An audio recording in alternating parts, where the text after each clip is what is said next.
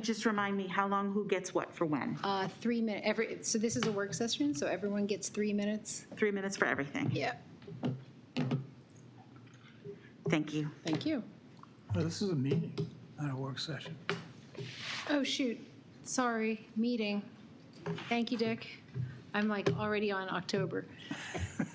All right, so Does that let me change the time? revise. Thank you. It does. It does change. So for any discussion topics, 3 minutes still applies. For any topics where we're taking a vote, 2 minutes and 2 times speaking applies.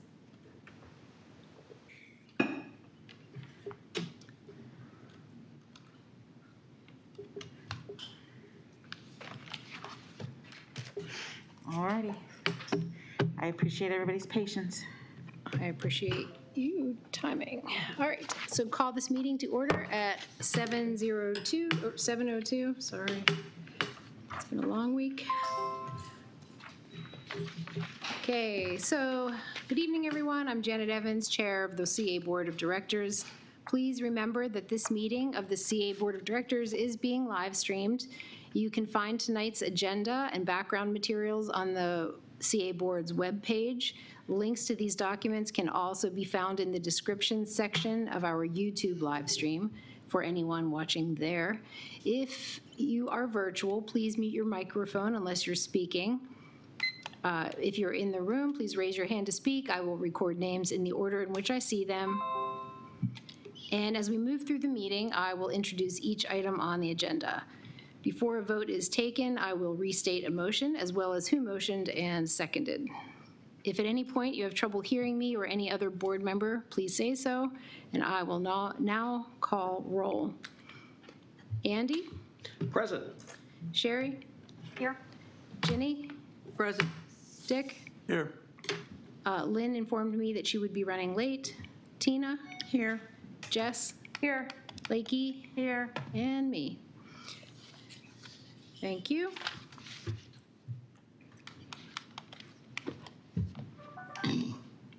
All right, so our timekeeper for tonight is Tina. So first up, announcement of closed meetings that have been held. On September 14th, we had a closed board meeting. Andy, I'm sorry, do I have to say who was there? Yeah. Okay. Yes, you do. So Dick Bolton, Lakey Boyd, Jess Duval, oh no, not Jess, sorry, Lynn Egan, Janet Evans, Tina Horn, Andy Stack, Ginny Thomas, and Sherry Zarrett. The vote to close was 7-4, 0 against with no abstentions. The meeting was closed under number 4, consultation with staff, personnel, consultants, attorneys, and board members or other persons in connection with pending or potential litigation for other legal matters. The meeting was opened, I don't know. Anyway, closed at 7:16 p.m.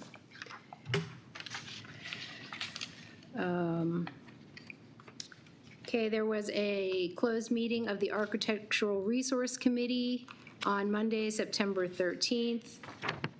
Closed meeting started at 1:03 p.m. and ended at 2:03 p.m. The ARC members present were Deb Bach, Susan Sloan, Ed Gordon, Devorah Wilkinson. Others present, Carl McKinney, Karina Cacao, Eva Lambright, Chris Strachna, Eileen McNamara, and Tina Addo. The vote to close was 4 in favor and 0 against with 0 abstentions. And the reason to close was discussion of new and ongoing covenant cases under HOA section 11B-1, 11-4, consultation with staff, personnel, consultants, attorneys, or other persons in connection with pending or potential litigation. There was a closed meeting on August 26th. Those present, Dick Bolton, Lakey Boyd, Renee Dubois, Jess Duval, Lynn Egan, Janet Evans, Tina Horn, Andy Stack, Ginny Thomas, and Sherry Zarrett. Vote to close was 9 in favor, 0 against.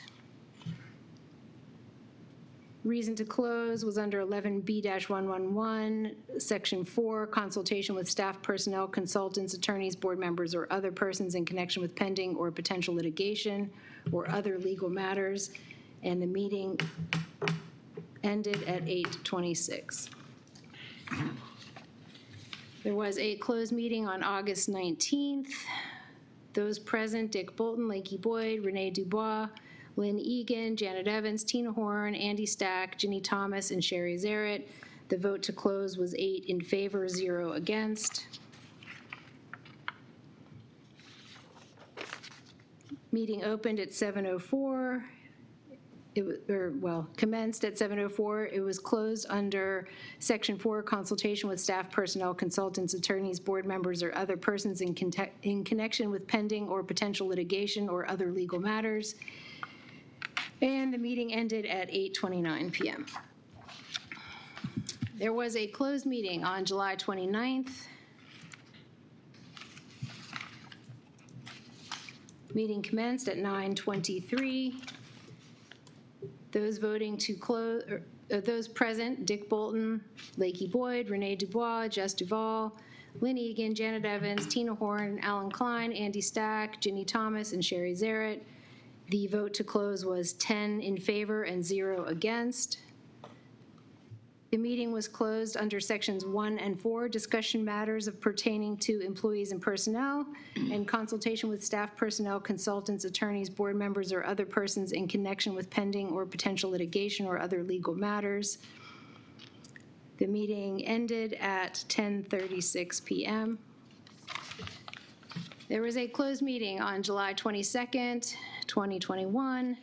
Those present, Dick Bolton, Lakey Boyd, Renee Dubois, Jess Duval, Lynn Egan, Janet Evans, Tina Horn, Andy Stack, Ginny Thomas, Sherry Zarrett. Vote to close was 9 in favor, 0 against. Meeting commenced at 10:04 and was closed under Section 1, discussion of matters pertaining to employees and personnel. The closed meeting ended at 10:13 p.m.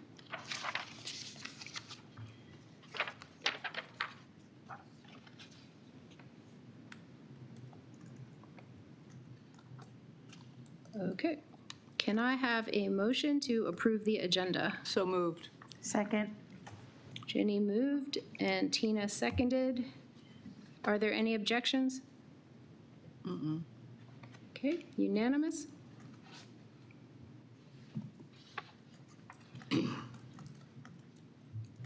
Okay, next up is resident speak out. We have 2 residents speaking tonight. First up is Eric Greenberg, the new River Hill appointee to the CA board. Welcome, Eric. Thanks. Yeah, I just wanted to quickly introduce myself as the new appointee from River Hill, and I just wanted to say I look forward to joining the board in the near future. Thanks. Thank you very much. Welcome, Eric. Thank you. Welcome, Eric. Thank you. There are 2 minutes and 51 seconds remaining. Eric wins. I barely got the timer set. I think you're going to fit right in. Yes, there we go. We'll be fine. Okay, next up, we have Nina Basu, president of Inner Arbor Trust. Welcome, Nina. Hello. Hello. I can't wait till I can actually see all of you in person regularly again. It's a little awkward this way still. So I'm Nina Basu, president and CEO of the Inner Arbor Trust. I just wanted to give a couple of updates. I know you have the report in your packet from the CA appointees to the Inner Arbor Trust Board, Sherry Zarrett and Lynn Egan. Just wanted to highlight a few things. Most importantly, we have our last large free community concert on Sunday. It's a classical concert, music from screen and stage.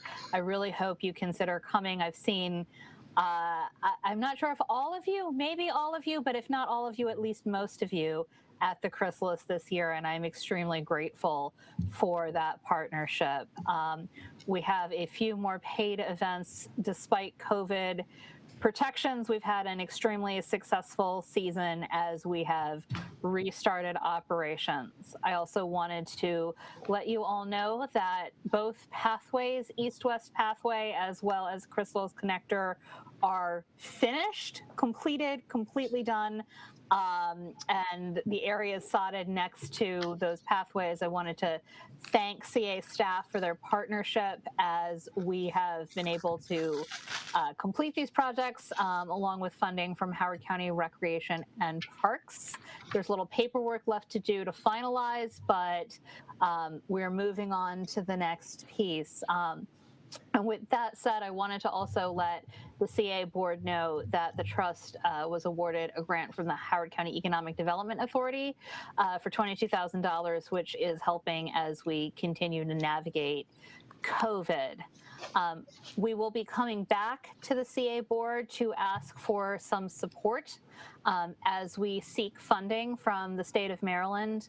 Our two large asks from the state this year will be for the stream restoration of the intermittent stream in the northeast corner of Symphony Woods. That stream, I think many of you have seen on your various walks, is significantly degraded with a lot of exposed tree roots, and that area is becoming much 30 more seconds. popular. So as we clean that up, we're hoping for your support as we seek funding from the state, and we'll also be asking for a bond bill for the amenities building, and we'll be making those requests for support for your board meeting next month. Happy to take any questions.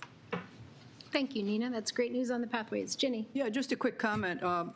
Just congratulations on a lot of what you're doing. One of the things here, the bike rest stop, congratulations.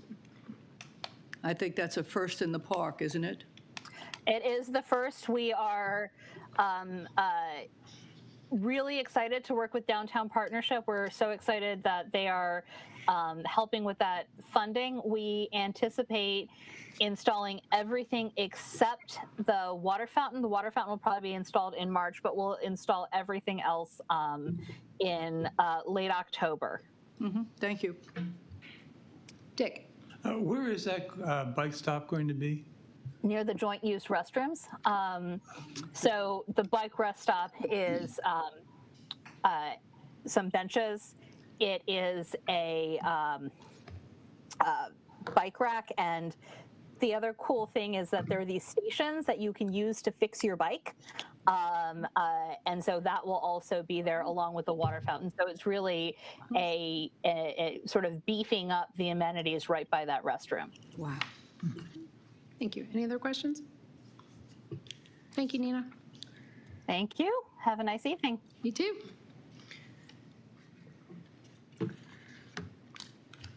Okay, on tonight's consent agenda, we have the approval of the July 22nd Board of Directors meeting, the fiscal year 2022 charges for advisory committees, and the correction of the emergency cash reserve policy from 2/3 to simple majority vote. So that passes. Moving on to board votes. First up is the easement request for the Long Reach Village Center signage. Do I have a motion to approve? Oh, do we? I move that we approve the easement for the Second. Long Reach Village Center signage. Second. Thank you. So Andy moves and Ginny seconded. Are there any objections? Okay, motion passes unanimously. Next easement request is the Ferris subdivision.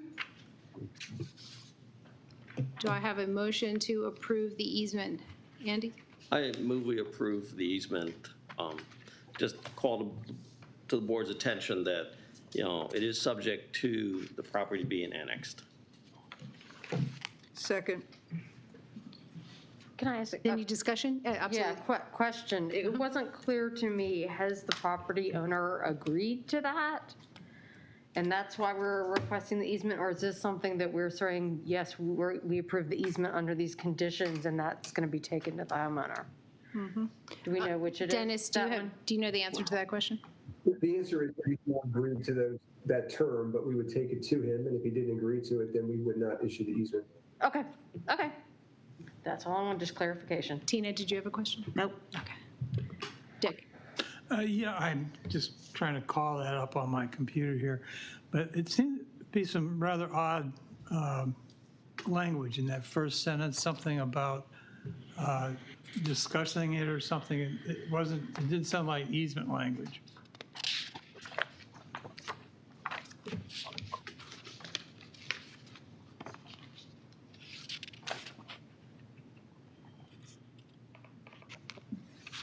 Could you read that first sentence in the, I'm looking for it now.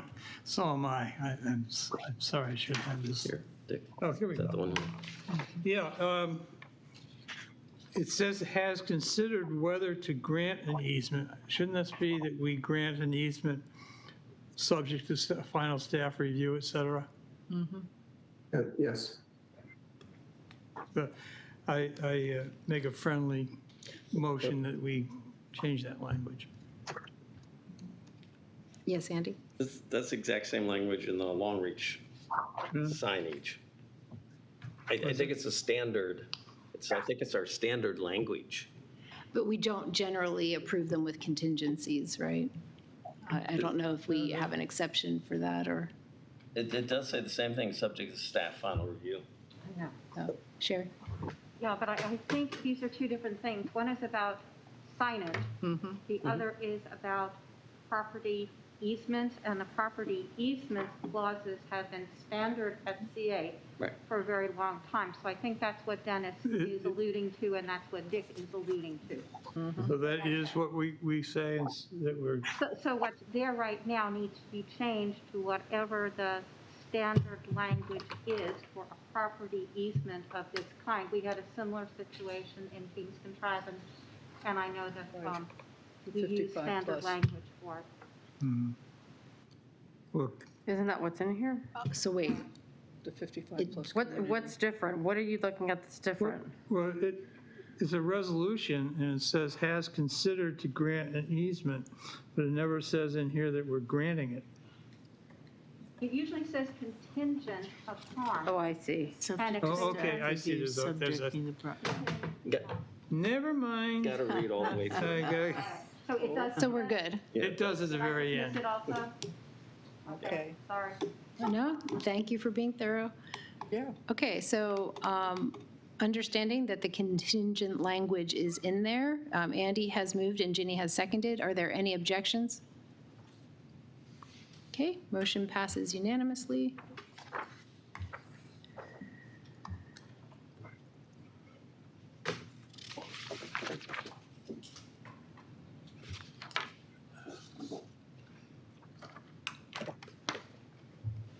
Okay, moving on to board discussion of the Howard County General Plan.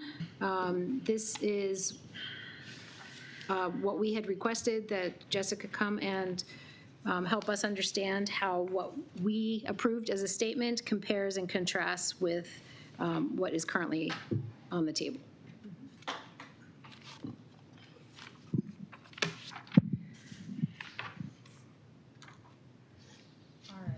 And I'll quickly just make the point that when Jessica and I went over this, I think the format's going to work best if she can get through the presentation, and then she has a significant portion for questions.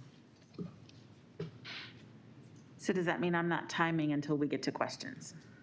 You're only timing the entire section, so we have 45 minutes for this thing. Thank you. Evening, everyone. I'll have to shake off the dust here. It's been a while since I've done an in-person presentation, so bear with me. Welcome. Nice haircut. So just going to do a quick recap of my understanding of the meeting purpose, and kind of what I've set up for you tonight is I'm going to spend some time doing a very quick general plan process update so you know where we are in the process. Then going to do a staff presentation focusing sort of on the big picture and the themes that have been emerging out of the general plan. That will somewhat relate to all the comments that we've had, but that the memo kind of stands on its own from your packets as well. As Lakey said, please hold comments so that we can have the facilitated discussion sort of within the comprehensive context of everything that we want, because, you know, it's a comprehensive plan, so let's try to follow that theme. So Going to start it off with just a quick overview of general plans and provide that the board with an understanding that the general plan is focused on the broad vision and goals of the community. And that's based on existing conditions, trends, community needs, market realities, and community values. The general plan incorporates a lot of past studies, the zoning assessment, the watershed plan, the past general plan, and it will eventually become the policy basis that the community will use to decide what needs further study, what legislation is needed, what regulatory updates should follow the general plan, and all of that is about implementation.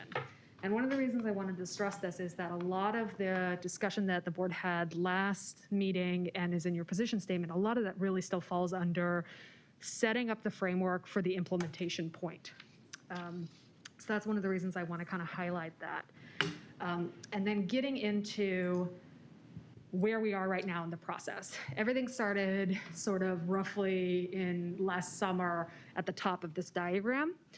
And it's gotten more and more narrow and focused. And we, as of last night, just finished up the last big public engagement presentation that goes into the general plan discovery period.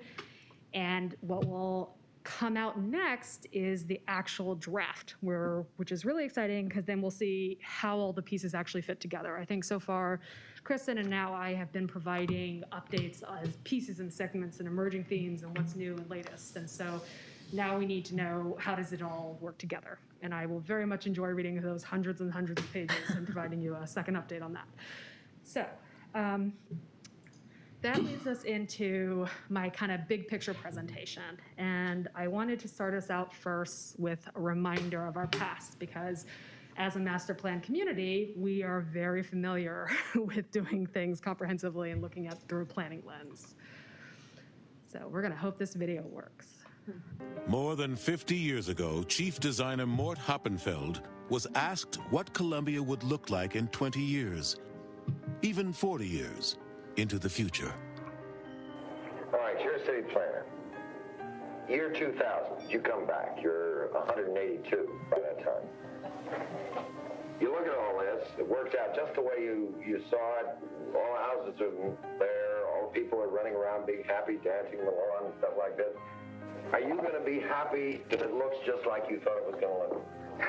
That's a loaded question. Come on. Well, first of all, I'm a planner. But when you talk about planning, you don't talk about casting an image that's going to be built just as you cast it forever, because that's not what planning is. Planning is something that's alive. It's making a decision today in a wider context. If I thought for a moment that we were setting life patterns here forever, we'd stop, because this is far from what our goal is. Our goal is to make intelligent decisions today in a context, in the best possible context of what we can anticipate in the future.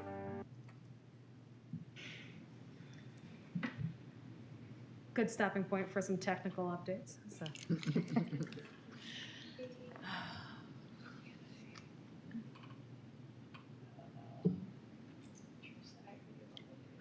Oh, goodness. Here we go.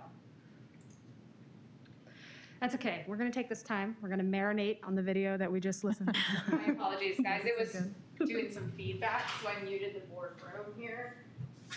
Sorry, it's not letting me click down on there at all. Sorry about that, Drew. We had it really good around 4 p.m. Great. Thank you. Sorry, Drew. This bound to happen with me at the helm, guys. Sorry about that. All right. Let's skip ahead here. More than 50 years. Not watch it again. Okay. I don't know. It was really good, though, Jessica. Yeah. No, I love that clip because I think it, as a planner, might be a little vanity there, but I very much enjoy that clip. And I think it sets up well for the discussion that we are hoping to have tonight and into the future of the general plan process. Because what we really need to think about is Columbia Association and the board's role as participants in the general plan process. And that role is to provide the context through insight and feedback to the consultant team and to DPZ and then engaging enough that we can evaluate the intention behind the recommendations that are coming out of that process and evaluate, is it getting us where we think we want to go? Because it's really all about goal setting and intentionality.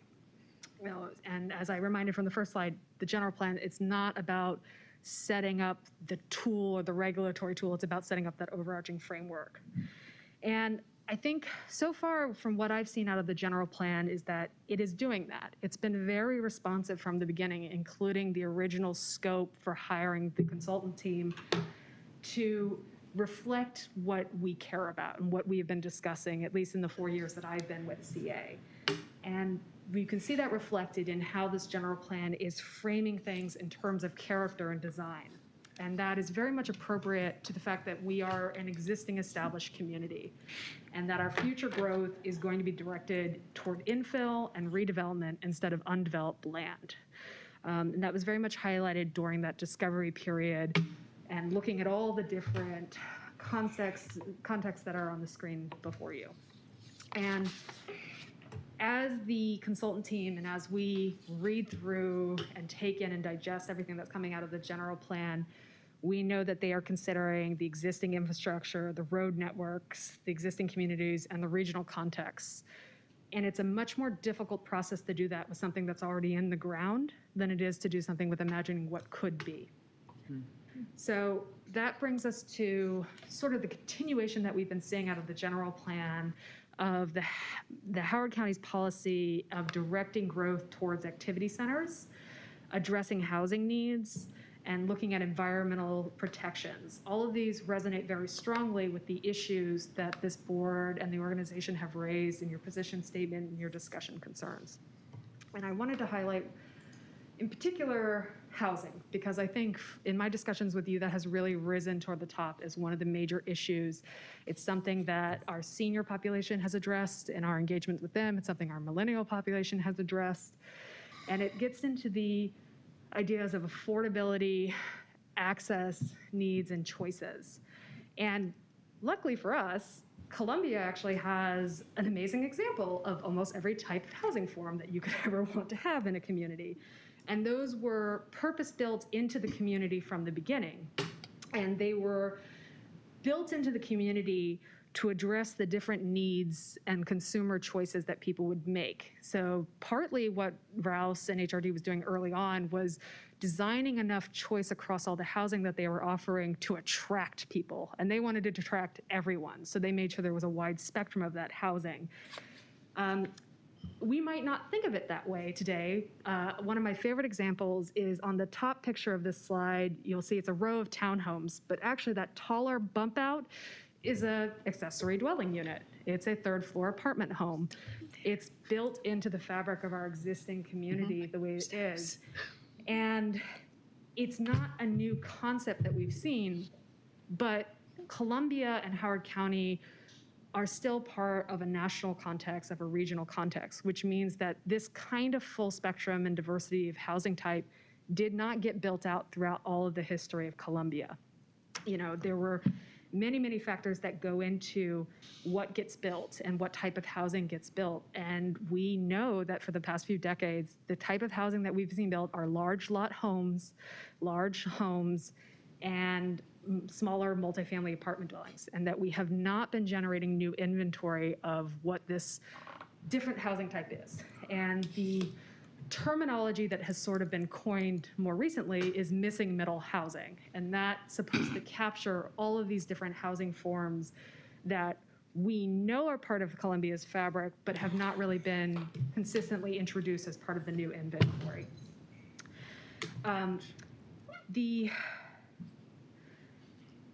The question that we face is, how do we catch up then?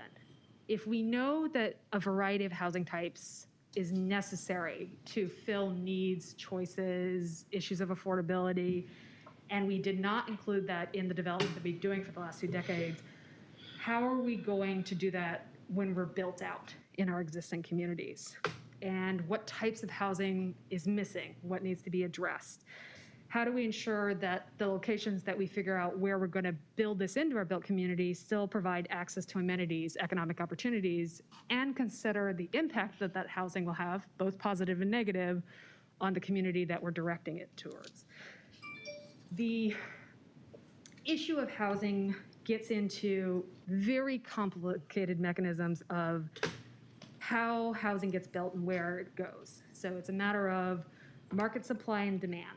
It's about regulations that say what can get built and where. It's about having available sites and having an owner who's willing to develop it. It's about having private developers who can access lending money to be able to support the kind of development they want. And that gets into issues of labor, material costs, the risks the lender sees, the process and the time associated with that development, and the predictability factors of what it costs to kind of do that development. Unfortunately, because we haven't been doing this missing middle housing for decades, it's considered risky, even though it's not a new concept, but it's much more risky. And so it's not something that people are going to easily do. It's a little bit more difficult of an undertaking. And ultimately, housing is about people. It touches everything in the community, and it is the deciding factor of who gets to live here, who do we want as part of our community, and is our community open for people? And if you limit the types of housing or the amount of housing that you have in your community, you are limiting who you are allowing in. Because ultimately what's going to happen is those who can afford to outbid everyone else will get to live here and everyone else will not. And that's a reality that we have to face and focus on. And it's something that we know that our housing supply has not been matching our housing demand. It's one of the reasons that housing affordability is rising as such of a big issue in our community. It also is about demographics. You know, Columbia was very much focused on what is the housing type that young nuclear families need, and how do we address all the amenities for them. We are not a community of young nuclear families anymore. We are a community where young nuclear families want to get in here, but we have a large population of seniors who are trying to age in place because they also love Columbia and Howard County, but the housing type doesn't fit their needs, and they can't find other housing that would fit their needs. We have young people who grew up in Columbia who want to come back here, who can't find housing to meet their needs, and who can't afford to buy housing that doesn't fit their needs but is here. We have to address, as we talk about all of those issues, the positive and adverse impacts of putting new housing into existing communities. And it's a very difficult discussion. And the general plan, the way it's set up right now, and the housing recommendations we do, has identified the issue, it has identified the goal of addressing them, and it has said when we get to implementation, we need to have a very fine-grained approach to this, because these are the very nit and grit aspects that will have to be discussed as part of a regulatory update. And the one thing I want to make clear is that when we talk about housing choice as well, we're talking about consumer choice and the consequences of not meeting consumer choice, which really is about encouraging disinvestment in particular neighborhoods, when we're not allowing people to want to move there, to be able to move there by meeting their needs.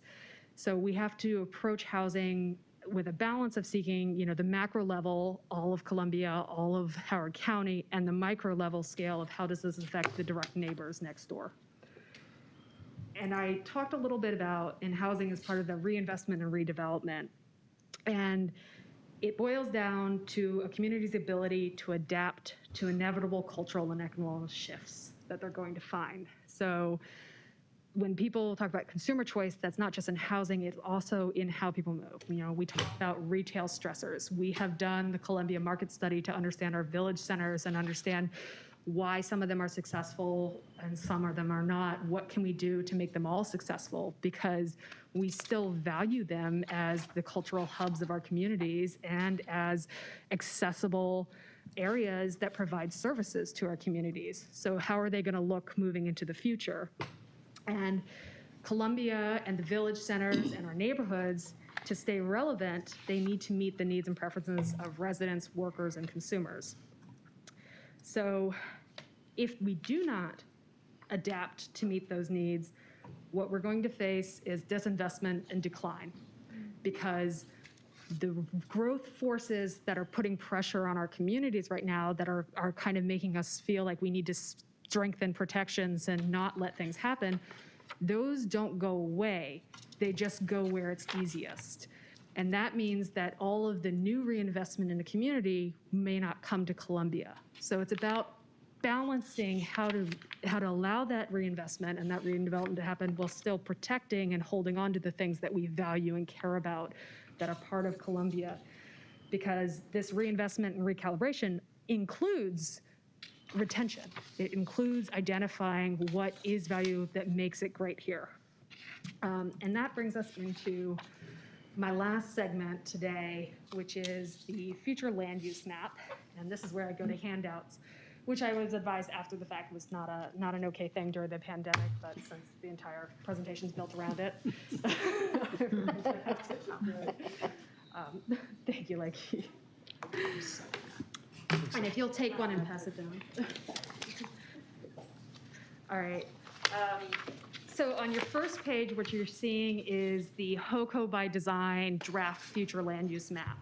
On your second page is the Plan Howard 2030 designated place type map, which is essentially the same thing that we're operating under right now. And those are a direct comparison showing that the fine grainedness with which HOCO by design is approaching its future land use map is very different than how we have been doing it under Plan Howard, where we sort of had giant bubbles of we want growth here, we want reinvestment and redevelopment here. On Plan Howard, you'll see that it's focused primarily, in downtown, along the Route 1 corridor as part of Gateway, and you can't see it very well, but the little stars are the village centers. So they were already something that we had in Plan Howard 2030, decided that we wanted to see investment. As we look at the future land use map, I want to make it clear that it's not zoning. That's not the purpose of this map. What it is it's mapping what we want and where we want it to go. And it serves as a guide to achieve the intended future outcomes that everything that we've discussed as part of the general plan and how we're actually going to map it. But you can say this is our intended future outcomes if the regulations, the land use types you've selected, the locations you've decided to put them in are not realistic and achievable under the right market conditions, it doesn't happen. So you have to have this very realistic approach to this is what we want, this is where we want it. And a lot of that work happens next. It happens when we start getting to the zoning amendment process that comes after this. It happens as part of the regulatory framework. And one of the last maps I included for you that I wanted to help us understand it is the general development plan for Columbia. So this was what the Rouse Company produced when they first started laying out, and it's on page 3, your last map, I'm sorry, page 2, bottom, where you can see that this was their general idea. We're gonna have low family housing here, we're gonna have high density here. It doesn't look like what we actually ended up with. If you look at Broken Land Parkway, it said all residential all along it, no commercial. If you look over at River Hill, the entire beautiful Patuxent, Middle Patuxent Preserve area is residential density. So you have an idea of what you want. And then as they got into the implementation stage and they had the negotiations with the county and they created the new town district and then they created the final development plans, that's where you actually get it on the page and get it on the ground. And they're not always going to be the same. They will change and adapt over time. So that is my hopefully quick spiel about where the general plan process is at, how I think it's reflecting what we care about, the issues and themes that have come up in my discussions with you, in your discussions amongst yourselves. And it sets us up nicely for the next process, which will be when the full draft general plan comes out in the next several months, which will then have a public input process, and then it'll go to the planning board for a work session, and then it'll go to county council for review and adoption this winter. I think they're aiming for January pre-file date. So we're sort of just at the beginning of really getting to see the meat of what we're going to get into. So thank you guys for your attention. I wanted to reserve the rest of my time for facilitated discussion. Okay, we have Ginny and then Dick. Yeah, okay, just, I think, 3 questions. But one comment, actually, what you were talking about, referring to the flip from residential along 32 to River, from commercial along 32 in River Hill to Owen Brown / King's Contrivance 32 area. I was responsible for that, and that was because I was on the zoning board. And Rouse, the zoning allowed for that. It allowed for Newtown zoning, allowed for that flexibility and what makes sense, what'll work. 32 was being built, et cetera. So with this new approach, though, will it allow for something like that in Newtown? That's question 1. Well, I know we're not at the zoning stage. I know we're at the general plan. But what I'm trying to get at is, and maybe this is an unfair question for you, do you see that Newtown zoning, including the percentages that are required now for open space, residential, and commercial, will be eliminated? it's a hard question to answer because it's not part of the general plan process to decide whether the tool that we're using right now is the right tool to get us into the future. We first have to decide what the future is that we want, and then decide what tools we want to use. And I want to make it clear, zoning is one tool, and it's not a really good one. It's pretty inflexible. It works best in undeveloped lands, and even then it's not a very nuanced tool. So it is probably not going to be the tool that actually gets us where we want to be under this general plan. So I don't want to promise anything about what will or won't happen with zoning. I think it's much more important to make sure that the general plan reflects our concerns and that it's sending the right policy goals that we agree with. And then you get into the implementation and you hash it out. Yeah, no, that's a very good point. I just want to make sure there was nothing, in your opinion, in the way the general plan is now being worked on that would prohibit any flexibility in the future, but okay. The housing, page 2, transformation of village centers, section that you have. Yeah, from the memo, you mean. And your presentation. By the way, let me just start with, you do a fantastic job. Okay, so I just have one question. I don't want you to see this as a critique or criticism. You are doing a phenomenal job. We really appreciate it. What you were saying, though, is you were almost treating the village centers as they're all the same. When you talk about housing and the need for more flexibility, more different types of housing, et cetera. Yet the reality is, and we're trying to explain this to the consultants, the village centers are not the same. The villages are not the same. Village centers in the surrounding area make some of the villages different. And actually, a lot of our villages, especially the early ones, have a lot of this diverse housing and a lot of different types of housing. You were showing some pictures of some of it. So do you have a concern that they are almost treating all the village centers the same, where there are 1 or 2 don't have this? 30 seconds. The reason I don't have that concern is that they have explicitly said we're not doing it. Or what? They have explicitly said they're not treating the village centers as the same between each other. In fact, I think that the general plan process, it has pulled out the Columbia Village Centers as their own type of activity center. And that type of activity center that they're defining is cultural and economic hub serving the local village. And I think that that is a consistent definition that applies to all of the villages. It is an appropriate way to say that that is what they were designed to do, and it's accurate.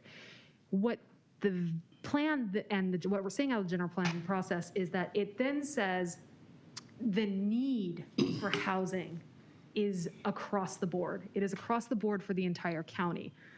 And then we have to figure out, and this is what it says, okay, but how do we fine-grain implement that at the neighborhood level? Because our neighborhoods are different. So I don't think this is treating the village centers as all the same, that they're all going to get the same treatment.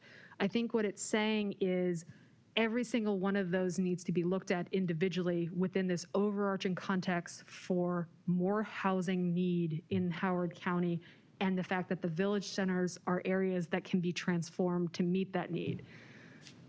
To me, the village center is one of the easier questions because we've long since decided that we want to transform them and reinvest in them.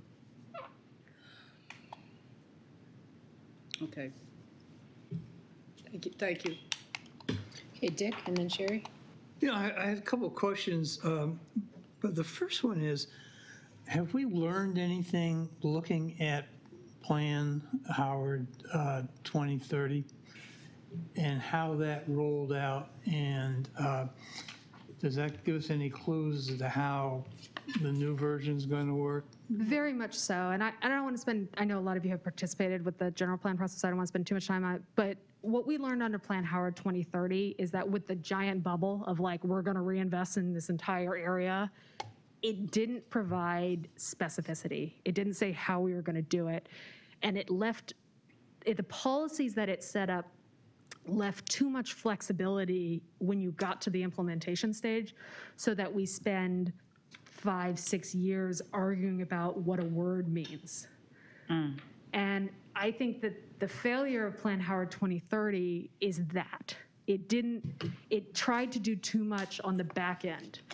And I think HOCO by design is trying to set up a different dynamic where it does more front end work, so that when we're getting to the back end, we're getting to the implementation side, we're discussing things like appropriate fenestration, building heights, the lot has to be this big, rather than, hey, you said you needed more housing, but you didn't say it was supposed to go right here in my neighborhood, which is what Plan Howard 2030 says. In HOCO design, we're saying, no, seriously, in this neighborhood, we just have to figure out what kind of housing fits that neighborhood.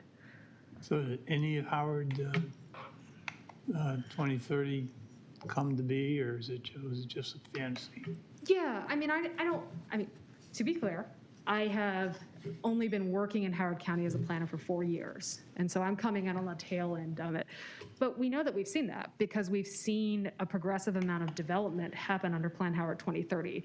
A lot of the development was focused outside of Columbia, and it was sort of that filling out that undeveloped land. I think I have the numbers somewhere, but most of our population growth occurred outside of Columbia as a result of new development. And that has been really kind of out to the west and up to the north. So that's really where Plan Howard 2030, I think, was focusing on. Also Route 1. And Route 1 has some mixed results. You know, it didn't quite get implemented the way that people wanted it, so it's getting a lot of reevaluation. I believe the CEF zoning district that we've seen a lot of development happen came out of a policy goal from Plan Howard 2030. That zoning district was created as part of the implementation of that plan. And I think there's mixed results of whether it's successful or not. Well, the reason I ask these questions is I've been to a lot of these meetings and workshops and open houses and everything. And the more I hear, the more naive this planning process seems to be. I'm not really seeing that our HOCO by design people really understand some of the realities that would need to be recognized in order to make this work. They don't seem to understand anything about how school districting affects housing prices. They don't understand how the best zoning laws can be overwritten by developers who make the right political connections. One of the things that caught me the other day was they were talking about they're going to put quality architecture on the parkways. Now, we know that's not going to happen. There's no way to set up quality architecture. We have very little of it here, and despite having a design review process. So I just wonder, you're working with these guys. They're throwing out all the standard things in the toolbox, and do you really think any of this is going to happen? Well, I'm trying to wrap my head around the kind of questions, is that I think, first let me say that I have been actually very impressed with the team. I went through some other zoning, like general planning processes in other communities. And I think that what Howard County is doing is online with some of the best practices that we're seeing in other communities. I think every consultant team has a different approach to things, but I think this one was selected because of their focus on making sure that the general plan chapters were not siloed, that they, that when you talk about one thing, you also make sure you're also addressing environment and infrastructure and capacity, so that, because you need to understand that, you pull one lever, it doesn't do anything. You have to pull and push and pull a bunch of different ones. So I think that they understand that, and I would not characterize them as naive. I think there's always a difficult translation of distilling this very complex process of looking at a bunch of different studies, looking at a bunch of different issues, getting a bunch of different expert advice on things, and trying to distill that for the public to consume. So I think that there are probably critiques to how that information is being distilled in a 1 hour or 2 hour public engagement session, which I think is why we have to wait to see the meat of the general plan to know if it's actually coming to fruition. Trying to go back to there was one of your last comments I had a thought response to, but it's disappeared. So I'm Well, I mentioned quality architecture, school districts, developer contributions. Does that ring a bell? Yeah. So, a lot of what you're talking about gets worked out in the implementation phase. And I can be honest that when I look at how Howard County's current regulatory system is set up, it leaves a lot of flexibility in interpretation. And I think where HOCO by Design is going is saying we want it to be a little less up for interpretation. We want it to be more explicit in what we mean by these terms and what this actually means. And I think that will serve, it will serve both the community and the developers. Good. Because even if you're not happy with what it says, at least you understand what it says and that we're all speaking the same language. Okay, I've used up my time. Could you put me on the bottom of the queue? Yep. Thank you. You have 47 seconds left. I'll add it to the next time. That's a lot of math, man. I can do that. Yeah. Thank you so much. I think you've given a great overview, having been part of this process from the beginning. I think you have really captured all of the basics here and what some of the ongoing questions are. Because in terms of design standards, in terms of character, this is a very different way of looking at the general plan and what will come out of it in terms of the specifics. So I've really been very, very impressed with what the consultants have done to integrate various systems. They're looking at the way systems influence one another, which is, as you said, you have the butterfly over here and you have a different result way down the road over here. So a couple of questions I had and concerns that I have, and I would love to get your opinion about this. So we have traditionally looked at employment centers in a certain kind of way, in terms of building office space and things of that kind. In this post-COVID period, with the very dramatic changes that we have seen over the last 2 years, and I've been trying to read some futurist kind of things, looking at trends. I'm uneasy about the suggestion that commercial mixed use is going to be what it has been over the past 20 years. We're already seeing some results in the county that are not quite what we had anticipated. And because of this very dramatic change, I think the consultants are also aware of this. and are trying to deal with it. And in fact, in the last meeting that I was at, they had ratcheted down their estimation from what the county had suggested about numbers, employment numbers, and also residential unit numbers in connection with what the infrastructure could support and the level of development that the county as a whole, because of these interlocking systems, could actually support. 30 seconds. And I think that's going to be part of this ongoing, so that's one question that I have, what your sense is about that.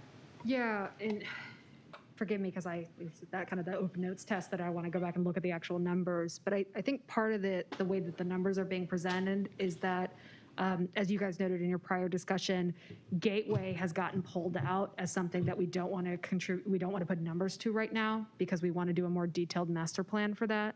So I think we have to approach HOCO by design right now with, these are the numbers for all of the activity centers and all the areas we want to direct growth, plus what we figure out we can do in Gateway.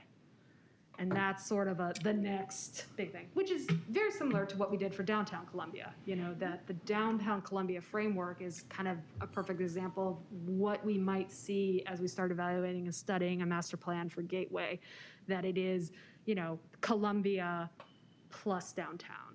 And so this might be Columbia plus downtown plus Gateway. And then I will also say, like, in terms of mixed use, it's a refinement tool because, you know, we understand the pressure and the economic changes on retail areas. So used to, you know, there are many communities that said every building has to have retail on the bottom, and we know that's not a functional thing. But when we talked about mixed use districts, it's partly about how big is the circle you're drawing, because if you draw the circle really large, everything in Columbia is a mixed-use district because all of our uses are mixed together in it. So I think it's really about making sure that the activity centers that they've designated in HOCO by design have the flexibility of the uses that are permitted in them so that they can adapt to the market that needs it, but making sure that all of the permitted uses that are allowed in that particular area that you carved out as your activity center is something that would be compatible with each other, so that if the market and if the economic conditions say this is what we're building, it's okay because we've already decided, yeah, that can go right next to this other thing that's already there. Mm-hmm. Okay, all right, and I guess I'm glad you brought up Gateway because that was another question that I had. I think there are a lot of possibilities with Gateway to do something exciting, to do something that really 10 gives seconds. another opportunity for a true master plan, which means build in all those pieces in together in terms of the infrastructure needs. The one sticking point that came up, and I don't know whether you've heard anything more about this, is that we never really heard about the water and sewer needs and how that older infrastructure might or might not be Your time's up. or for something larger in Gateway. Do you have any more information about that? I benefited mightily from getting to listen into your conversation last meeting and then have 2 weeks to go hunt down answers for some of the questions. So I have benefited from that. So I spoke to the Department of Planning and Zoning about that particular topic, about what's really the master plan going to look at. And they expressed to me, and they stressed the fact that sewer, water, infrastructure will be evaluated as part of the Gateway Master Plan study. So that you would, if they undertake that study, they're not necessarily relying on the infrastructure or capacity that they've identified as part of the overarching general plan to have to serve Gateway. So if they're studying Gateway, maybe they might decide that we've decided this is what we want to do with Gateway, and it's going to require on-site sewer and water improvements or off-site sewer and water improvements, and what kind of redevelopment or investment in Gateway is going to be necessary to offset the costs of that. So I think it's a wider discussion. So I know that that the board had talked about infrastructure and investment, and is there enough capacity to achieve the policy goal of developing Gateway if we're not doing it now? And it's not a problem. It's something that would be considered as part of the whole. And Gateway benefits from being a very large area so that you can do some on-site retention of that. All right, thank you. Okay, For the next. okay, Tina. We only have 4 minutes left in our time frame. Just Yeah. FYI. Okay, thank you. It's kind of weird timing yourself.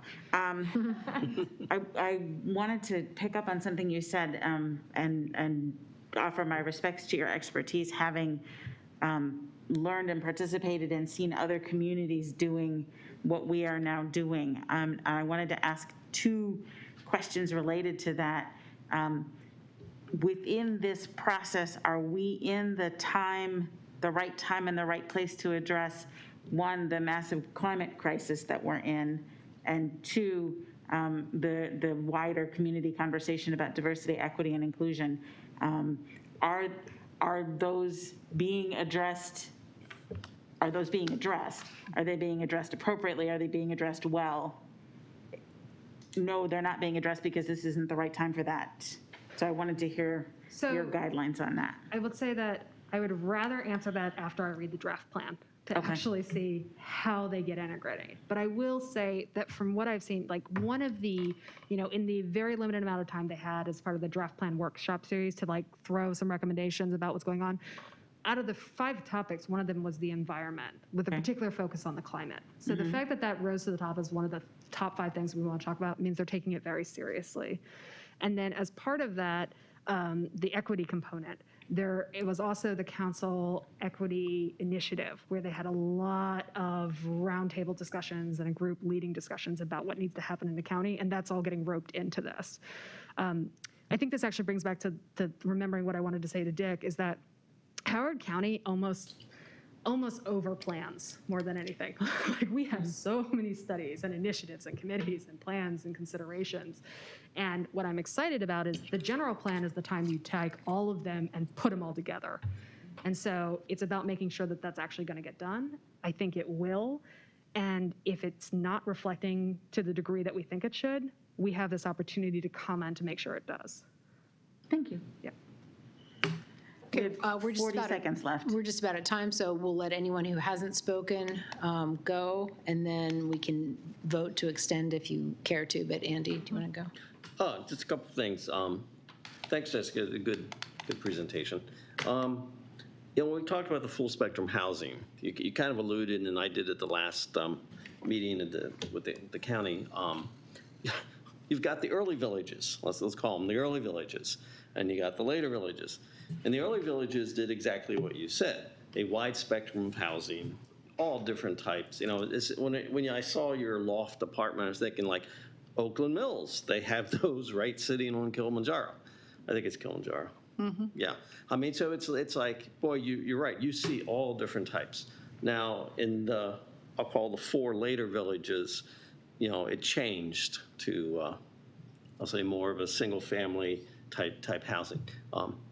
But the concern I have, and the concern that's been expressed in my village is, we kind of already have the full spectrum housing, and we worry that we're going to get more full spectrum housing, which is going to significantly change the character of the village.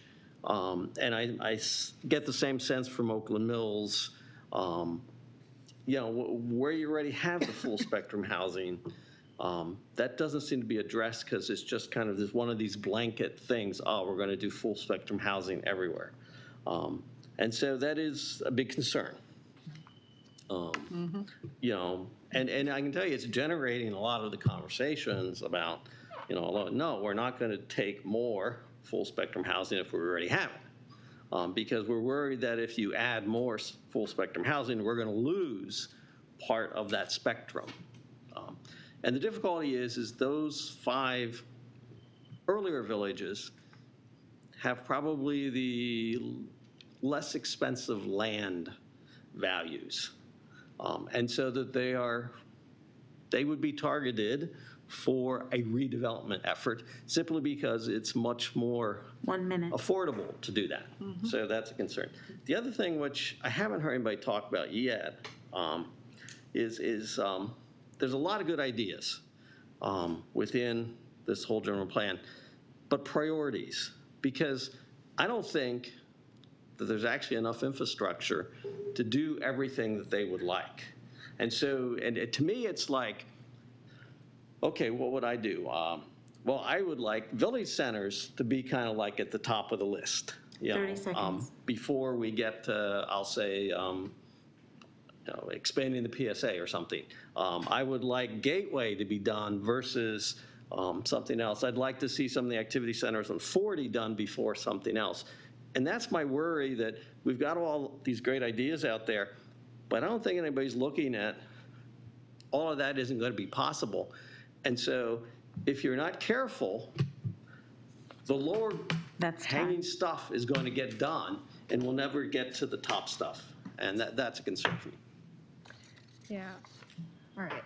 Let me think how I want to come. You don't have to figure that one out. No. I think it's important. So first I'll say that one of the issues with general plans is they're and documents. Yeah. You know, we want full spectrum housing and environmental protection and a transportation system that's robust, and we want all the infrastructure and capacity to do it. Also, we don't really want our taxes to be raised, so we're not going to discuss that. So like, these are all the aspects that come into a general plan, but good general plans also say, what is our number one priority? Like when push comes to shove, what is the most important aspect? And we need to see if that's reflected in the draft plan. They also talk about trade-offs, because sometimes you're not saying, I want this and. You're saying, I want this and I'm willing to give this, you know? And so that's part of our thing. And then when we talk about the general plan and policies and the implementation framework comes up, a lot of what you're doing is you're setting it up so that you can respond to opportunities. Because when we're talking about investment or redevelopment, what you're really saying is, when that landowner and that developer and that lender and that community are ready for something, we want to make sure that the governmental framework that gets controlled through the general plan process is set up to let it happen. Yeah. So that's why you have to let the general plan process kind of set those goals and overarching frameworks. As far as the villages go, and trying to make sure, you know, I probably too obliquely handled it in my presentation about balance and the micro versus the macro level balancing, because when we start talking about the types of housing that we want to see and where they're appropriate, we're going to get into lot sizing. We're going to get into lot coverage. We're going to get into the height of buildings. So they may or may not be appropriate in any given neighborhood or any given village based once we start figuring out that and refining those factors. So I think that a lot of the discussion that I know that we're all wanting to get into, it's really part of the implementation discussion about how this actually plays out in all the villages. But I do want to push back here, is that people who live in the older villages want just as much to age in place as people who live in the newer villages. They want just as much to make sure that the housing meets their needs. And that can be as basic as someone who's spent 40 years planting their garden and wants to be able to stay in that garden. And so because they have a slightly larger lot than someone else, maybe they can fit an ADU, or maybe they want to create their larger 6,000 square foot house into a duplex.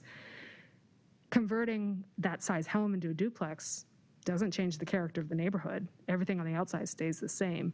But now you've allowed that person to stay, and you've created new housing as part of full spectrum housing. So it's all about type of housing. The right kind of housing is not going to fit every community. It's not going to fit. And we have covenants. We have some control over the design of these things. So that's part of our discussion to be, because we're going to have to look at our own covenants and see, how do they align with our goals and what's being part of the general plan process? So I know it's kind of kicking the can, but that's the best answer I can give you right now. Okay, so we're over time at this point. This will come up on future agendas. Is there anything, if somebody has something really critical they feel like they need to bring up, we can certainly vote to add time to the agenda. I just wanted my 47 seconds back. 27, you had 27 seconds. 47, I'm sorry. Oh, 47. Yeah. I'll be Okay. real quick, and Well, I'll hold on, stop hold on. mid-sentence. All right, you have 47 seconds, Dick, and then we're moving on. Okay, my big concern is, in all this planning process, we just get no recognition of Columbia as a unique special district. They blow it off every time the subject comes up. We are something just as special as the historic district. We are unique. We are a planned community.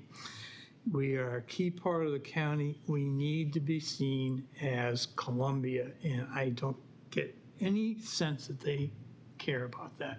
So, Do I have any minute? do I have time to You have 12 respond? seconds. I rest my case. Do you want me to respond, or I don't want to take up too much more of your time? You can have 60 seconds. All right, very quickly, my background is historic preservation, so when we talk about historic districts, I know a little bit about them. So I want to also just say that when you're setting up a historic district, it's about what contributing aspects are significant. So even if we set up a historic district for Columbia, it wouldn't be all of Columbia. You wouldn't do a giant bubble around it. It would be bits and pieces and how they contribute and how that impacts with the significance. And then the other thing I will say is, we do have a special district. We have Newtown zoning right now. That's what the current framework is that we have. So it's really about saying, well, how do we adapt the specialness of Columbia moving forward? And I am not concerned with how the general plan has handled Columbia. They have been very explicit with saying it's unique. It's a unique aspect of the community. Thank you, and thank you, Jessica, for your presentation. It was very helpful. And you know, everyone, just keep in mind, this will be coming up again. This is one of our priorities, so I will take a look at the future agendas, make sure it's on there. I can't remember. Okay, next up, we have our first quarter financial report and statements.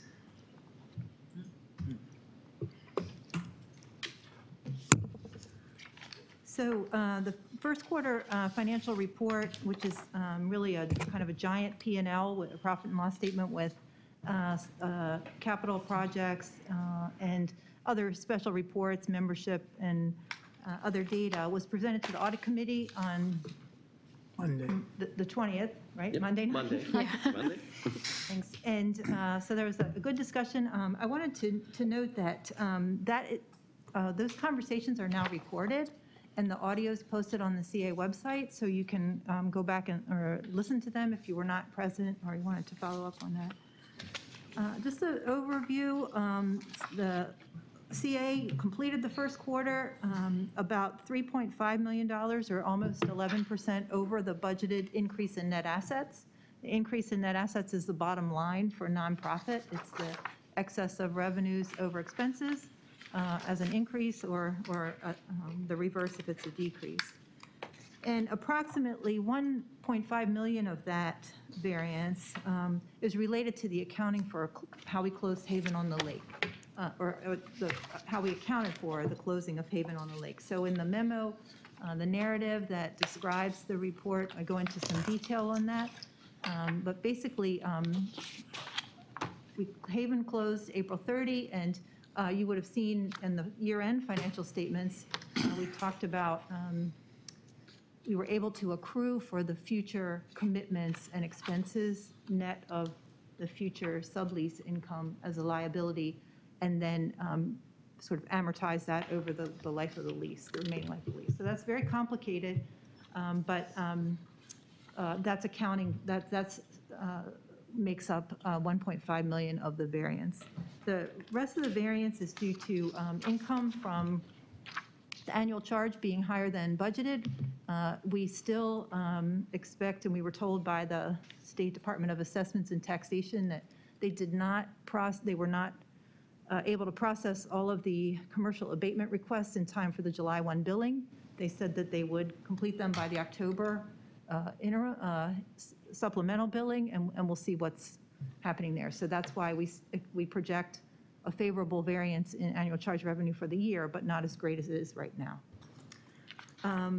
And then other income is strong from fee income based on play at golf courses and tennis, and return of other programs.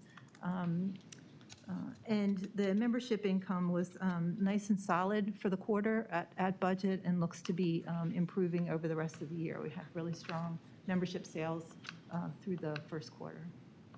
On the expense side, the team continues to hold the line on expenses, in some cases not intentionally, in that we have a number of vacant positions that are just taking a great amount of time to fill. So that's the summary, the high-level summary for the quarter. Does anyone have any questions? Yeah. Dick? Yeah, I should have asked this at the audit committee meeting. That $3.5 million in increase in, I don't want to call it a windfall, but increase in net assets. What becomes of that? That just rolls in, or do we, are there unmet needs that we could take care of in what remains of the year, or? So at this point, it's added to the net asset, so it becomes sort of the equity of the organization. It increases the value of the organization. So it is, it's not. I mean, we canceled a lot of things in our budget. Right. Is there anything we should be thinking about rolling that back into? Well, we didn't, so the things that we canceled or didn't do, we didn't do a lot of camps. We didn't open all of the pools. Those are behind us for this year. And then other programs, I think we just have to see how the year plays out and how the staffing is going for a lot of these things. No chance of, say, rolling down some of the debt or anything like that? It's not all cash, so this wouldn't all be cash. So again, $1.5 million of it is the Haven, so, and that's a non-cash transaction. So prepaying, I don't know that, I would not recommend prepaying our debt. Okay. Any other questions? Andy? I just want to say, audit committee was very pleased with the overall report, and they thank Susan, they thank Dan in particular for the really good numbers on membership. The team has done a fabulous job. I think it's almost like 3,000 members, so it's really, really good. And we hope it continues. Anything else, Dick? I mean, that's pretty much. No, I echo that. I think you've done quite a job. It was really a very pleasant audit committee meeting, as audit committee meetings go. And on the financial statements, those are the statement of financial position, and then a income and expense statement and a GAAP presentation form, and then the footnotes that explain the major categories of assets and liabilities. Major thing I would point out there is that we did complete the payments back to the general liability self-insurance trust. So that was done in the first quarter, so that's been restored, so that you would see that $2 million use of cash. And then things that all last year we saw decrease, like accounts receivable, the amounts due from members, and the deferred revenue have increased dramatically, which is a further indication of the return of a lot of members. So you can actually see the result, the financial impact in multiple ways of those operational achievements. Lakey. I wanted to add that it is very clear, again, this body made some hard decisions in the budget last year, and we are seeing some good results from those difficult business decisions, seeing a positive impact, particularly from the Haven. But I also want to point out, and I think your example of membership is a good one, I also see clear lessons learned that have pulled forward in terms of process improvement, in terms of flexibility and cross-functionality in teams, and also some systems that took a while to kind of revamp and reorient that are now yielding results, that have made, even in a downturn, made CA able to be responsive, at least in this partial upturn over the summer. We don't really know exactly what's going to happen going in fall and winter.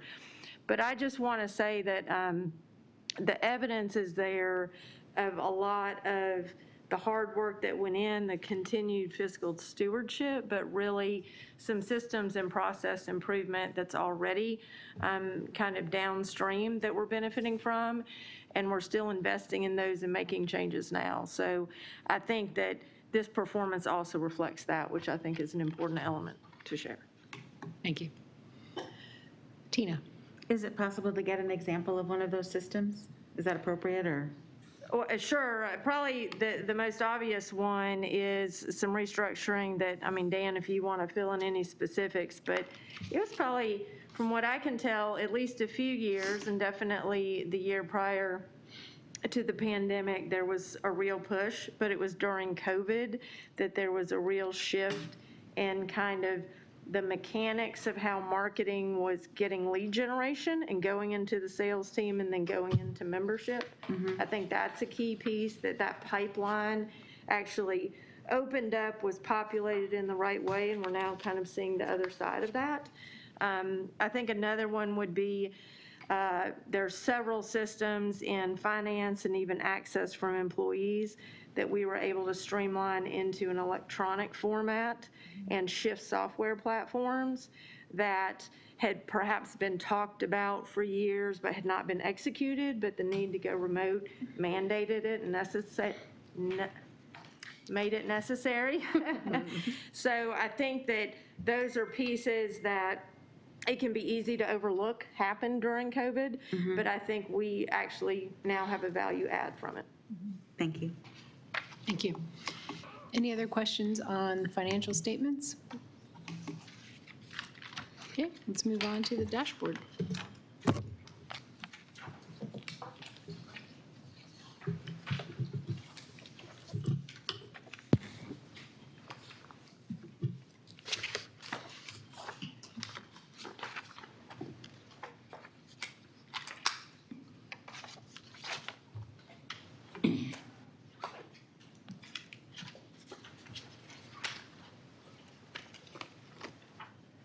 So I think really the most meaningful or attributes of the dashboard this quarter are the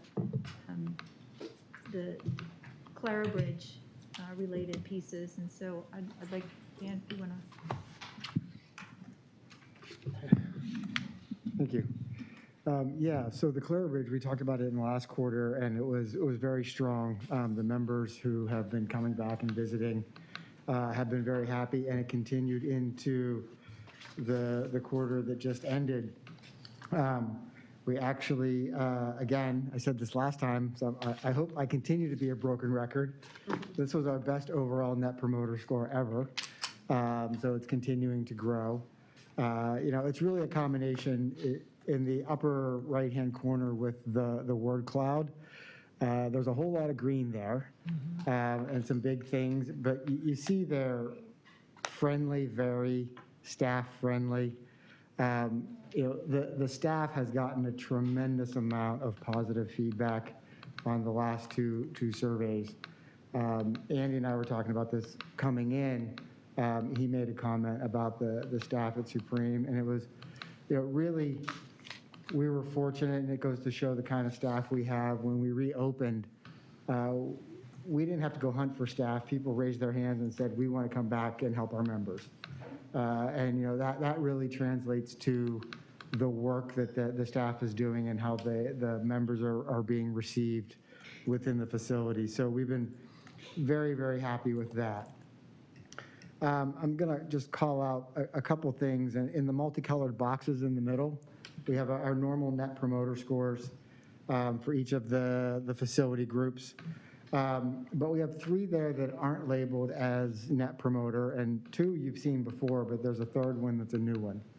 And this is what's interesting about Clarabridge. The first one is the sentiment score, and that's the positivity or negativity of what people say. And that's on a scale of -5 to 5. We're kind of around that half to zero rate there, which means it's kind of neutral. The next one is the effort score. That reads into what people are saying and talking about how hard we are to do business with. Kind of, people don't come out and say, you're hard to do business with. You know, I had trouble with your navigating your website, or I had trouble logging in for a class.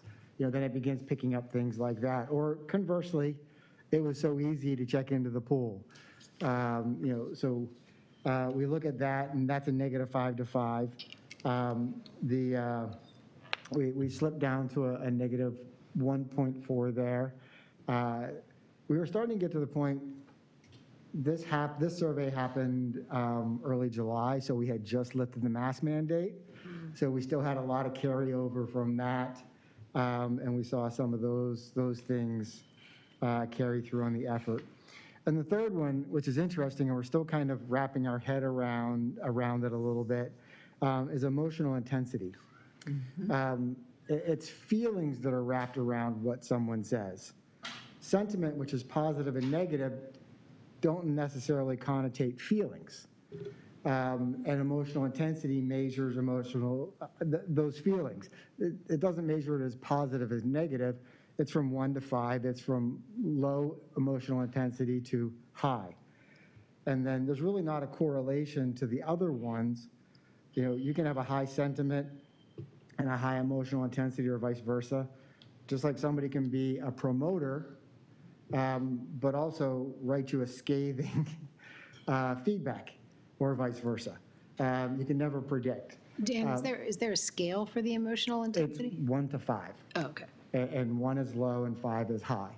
So what it does, it adds another layer into how our members are feeling. We obviously want a high emotional intensity, because that means there's an emotional connection. Hopefully they're positive emotional comments, but you know, it is a mix, but it gives us another layer to look into and see which comments are driving the emotional intensity, and then the staff can go in and read those comments and then connect with the member, especially if it's a negative emotional, and we can help turn that around. So it gives the staff another tool to help build that connection with the members and the members of our community. So we're really excited about seeing that. And then just quickly shifting off of those, you know, in gender, we saw increases in both male, Net Promoter Score increases in both male and female.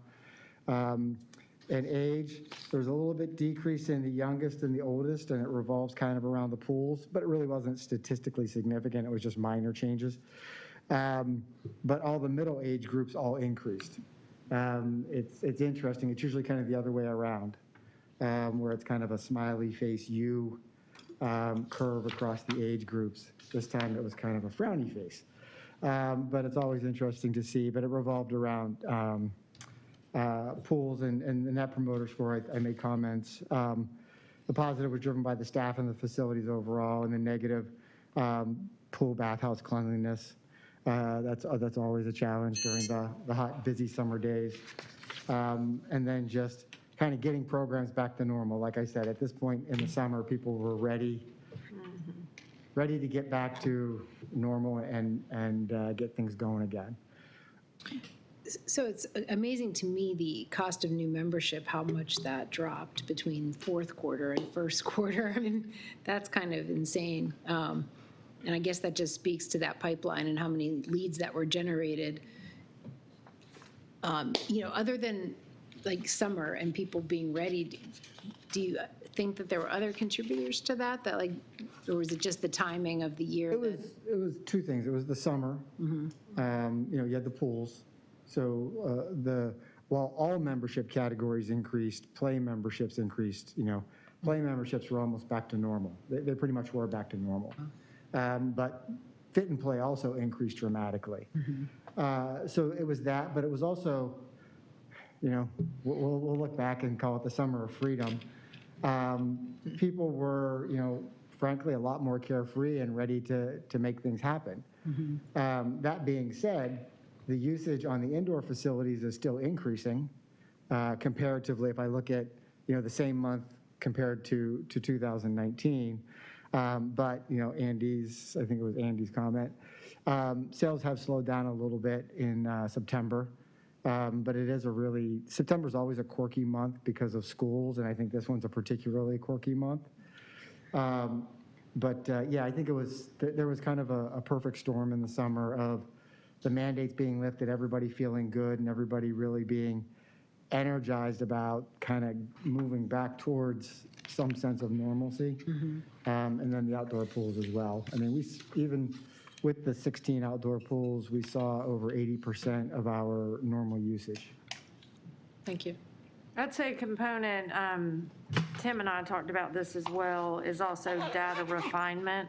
Like, there's really been a lot of work by the team and through a lot of collaborative effort that we call rally cry internally, where it's cross-functional teams getting together around this. And there's been a lot of strides made. But as that refinement happens, the look back piece, so we're actually kind of talking about, how are we going to morph this report going forward? So I agree with Dan's comments, but I think there's also a piece here where it's almost like, really? Like, was it really that big? I mean, that's a big change. So it definitely was a change, and it definitely was in that direction, but, kind of the magnitude of the change. But I think, again, the metrics that are really getting more and more prioritized within the organization around decision-making, we're going to see really good benefit from that. Thank you. Are there any other questions on the dashboard? I've never seen that word cloud so green, so that's. Yeah, I love it myself. It's nice to look at. Dan can sleep at night now. All right. Well, at least this isn't keeping me up. Yeah. Any final comments on any of the financial statements, quarterly report, dashboard? Great. Thank you so much. Okay, we're moving on to the questions only section. Do we have any questions on any of the content there? Jenny? Yeah, just one, Lakey, under the President's Report, page 4. With the before and after school program, are we still covering, I have two questions. One, are we still covering middle school? I know we had been, but it was Yes. kind of a program that didn't seem to be working out too well. Are we still doing that, or? Yes. And are the numbers up, or? I can't speak specifically to middle school. I can let you know that. I mean, we have, we are at all 20 schools. We're doing middle school in the same way, which is we hold it at a single middle school and we do transportation from the other participating middle schools. That's the way it was done previously. Yeah. But I can get you the specific middle school number. Yeah, I'd appreciate that, because last time I had talked to Michelle, about a year ago, it seemed to be the program wasn't very successful in that, or the kids weren't interested anymore. Okay. Seemed to be the problem, and it was a question of whether you continue that service or not, and what was it costing. At the 20 schools, I can see we've got everybody involved in working with the kids. What is the comparison with Parks and Recreation? Are they having problems? Are they paying more for their staff? Are they charging less than we are for the parents? Or what's going on? I mean, they have the same staff limitations. We are in they have the same staff limitations, meaning we're all trying to draw from the same pool of people, and it is very challenging. This is another group where we instituted sign-on bonuses with a phased retention effort. So I do want to say, though, with school-age services, there is two constraints that are happening. There's the staff side, but there's also, while there's some higher demand from students, the schools are also much more constrained on how much space they're allocating because of the cleaning procedures that are required after hours for the next day of school. So in some cases, we could do more sessions, but perhaps we don't have the staff or perhaps we don't have the space. It's kind of facility by facility. So our priority was to make sure we were able to open at every single site that we had served previously. And we were able to do Yes. that. That's amazing. Sherry? Yeah, I just wanted, just to follow on with what Ginny was saying, I just wanted to mention that it's my understanding that there is a private after-school program opening up that is STEM-oriented. And in terms of our thinking, looking into the future as far as resources are concerned and service to the community, we might want to think about, can we replicate or use our before and after school program expertise by moving out into the community, into the villages, into some of the commercial business areas, and bringing that kind of program, which is very much oriented towards middle school kids. There certainly seemed to be interest in that. So I'm just throwing that out there. As Sure. something to I mean, the think about. answer is yes. That is the kind of future we would hope for during this COVID-constrained year. Certainly was not an I mean, option. we can think about other kinds of possibility, but there's lots of interesting things popping up. Yeah, there are, I would say the majority outside of CA and the county provided after school, the majority of activity is very specialized, is very program specific, whether it be sport fitness, whether it be STEM, whether it be other kinds of skill improvement. I think in the private sector, that's been normalized over the last several years. So I do think it is something we need to be considering going forward, yes. Andy? Yeah, Lakey, I want to thank you for your report. Two items I wanted to really highlight. One is the archives exhibit they did at the mall. I thought it was well done, and I want to express my appreciation if you could pass it Right. along. That was Yep. good. Yep. And then the second one, really good news about the water quality in Wild Lake. Yes. I was like, wow. Yeah, right. Tina was out there doing it herself. Not. And we have been sharing it, you know, it has been very interesting with, again, as we've all discussed, climate change, but the heat this summer, there was certainly the aquatic vegetation, as we call it. You know, we were getting commentary and from people that were concerned, and Dennis's team spends a lot of time explaining why that's actually a good thing for the health of the ecosystem. So it is, you know, everybody gets to see a real live ecosystem every time they walk around one of our lakes. Lakey, can you say more about the walk-along exhibit for the Long Reach Village? I know that it is underway, and it's kind of a combination of archives and open space is putting that together. If you're looking for details on what's included, I've only seen some snippets just checking in on Erin and what she's working on, but it has a lot. It's somewhat similar to the mall exhibit. It really, she went through and pulled a lot that were very specific to Long Reach and kind of what had, you know, snapshots of Long Reach over the 50 years. If you want more specifics than that, I can follow up. I will probably be attending, but. I was going to say, you can see it live in just a couple of weeks. You know, it's going to be on full display, so, yep. Yeah, and for those of you who don't know, the county is planning a birthday party for Long Reach Village, October 15th, 16th, so. Do we get invitations? Well, you know, I really hope that we do. So if anyone from the county's listening, the board would like to be formally invited. But otherwise, I couldn't say. We get hats, Birthday hats. party hats, man. All right, anything else from the questions only section?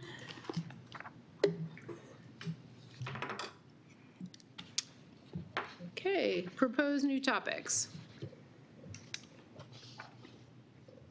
Anything? Kind of. Yes. I don't know if this is more of an announcement or a new topic. The Howard County Library is hosting, and it is opening Monday, the Undesign the Red Line exhibit that was here previously. It is coming back. And I would assume that if we would like to, as a board, tour that exhibit, that we could certainly make that happen. And that was an excellent exhibit. Take your magnifying glass. Yeah, absolutely. I will share that that exhibit is going to be here, my understanding is longer than it was here last time. At least through the end of the year, yeah. Right, so there's potential for it to cross over into the beginning of 2022. So we are in early conversations with the library about how CA might participate in events that help promote it. So we're not there yet. I don't have anything to share, but we've initiated those conversations and I think there's a lot of natural alignment and potential there. So that has been very positive early conversations on that. So I'll be bringing that to the board as an update when I have more to share. Fantastic, thank you. Thank you, and thank you, Tina, for bringing that up. Anything else? Okay. Then, can I have a motion to adjourn? So moved. Ginny moved. Any second? Oh, second. Lynn seconds. Any objection? No. You kidding? Okay, we are adjourned at 8:42 PM. Thank you, everyone.